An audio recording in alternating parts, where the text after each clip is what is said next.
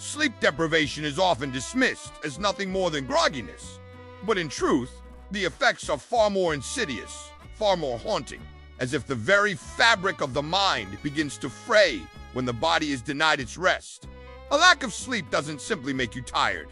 It mimics the symptoms of profound mental illness, echoing schizophrenia in its distortions of perception, weaving hallucinations and delusions into waking life, where the line between reality and imagination starts to blur. Just 24 hours without rest can alter emotional regulation so severely that the brain begins to misfire, amplifying anger, sadness, or paranoia to levels that feel foreign and unmanageable, as though someone has twisted the dials of human emotion to their extremes.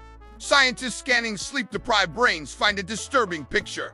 The amygdala, the ancient engine of fear and survival, lights up as if under constant attack, while the prefrontal cortex, the seat of logic and control, struggles to suppress its storm, creating a psychological battlefield inside the skull.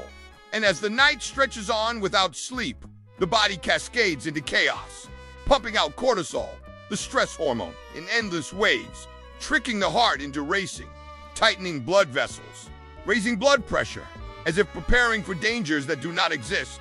Yet the mind invents its own dangers, subtle and insidious, whispering doubt, heightening anxiety, distorting faces, sounds, and shadows until every flicker of light feels like a threat.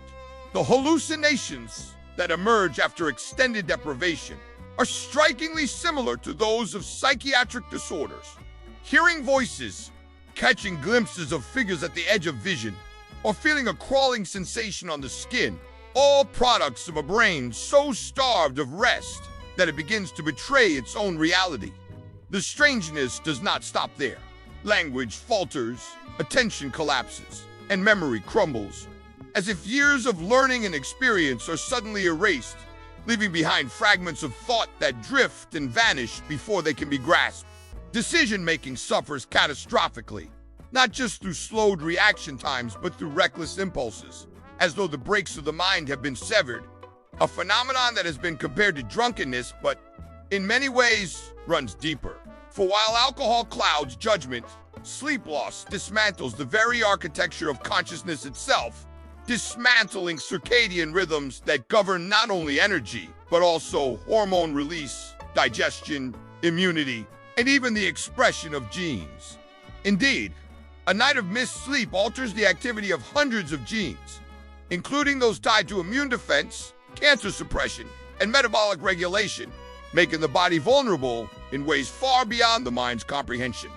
Over time, chronic sleep deprivation becomes a quiet predator, weaving its influence into the development of depression, bipolar disorder, and anxiety, as if the lack of rest were an invisible hand nudging the psyche toward collapse. The effects ripple outward into the physical world as well. The immune system falters so badly that vaccines lose much of their effectiveness, wounds heal more slowly, and susceptibility to infections climbs sharply.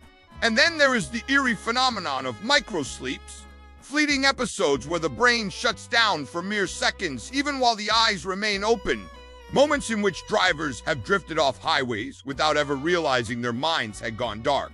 The human body seems designed to resist deprivation only briefly before surrendering, as if sleep were not optional, but a law of biology, a rhythm older than consciousness itself. In fact, scientists believe that sleep is so essential that every species, from jellyfish with no brain to whales who slumber half their brain at a time, engages in it, suggesting that without it, life cannot sustain coherence.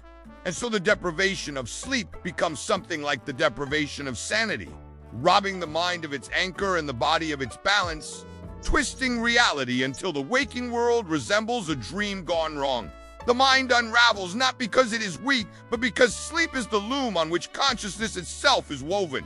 And to cut its threads is to watch the tapestry of thought fall into chaos.